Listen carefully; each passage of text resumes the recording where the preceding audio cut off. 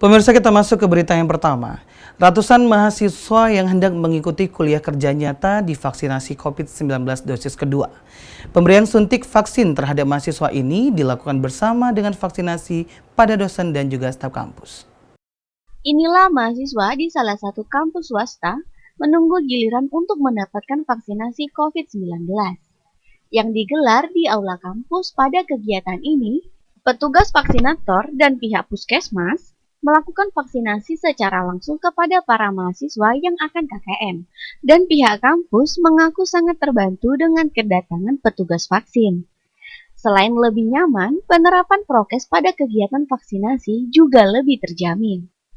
Ada sekitar 150 mahasiswa yang menerima vaksin, di mana vaksinasi COVID-19 diprioritaskan bagi mahasiswa yang hendak melakukan kuliah kerja nyata pada Oktober 2021. Pemberian vaksin untuk mencegah penularan dan penyebaran COVID-19 saat sedang melaksanakan KKN. Gimana Mas Woco tanggapannya dengan ada vaksinasi ini Mas Woco? Alhamdulillah dari vaksin hari ini dari berapa jumlah mahasiswa?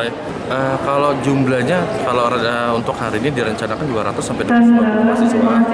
Apabila nanti masih ada kurang, kita akan konfirmasi ke seluruh mahasiswa yang belum vaksin. Kita sudah datain semuanya rata-rata akan kita lakukan vaksin. Sementara untuk proses perkuliahan di kampus sudah melaksanakan tatap muka. Namun dengan prokes, yakni jumlah maksimal per kelas 20 orang, yakni untuk mahasiswa semester 1 dan untuk mahasiswa semester 3, 5, dan 7 sebagian tatap muka.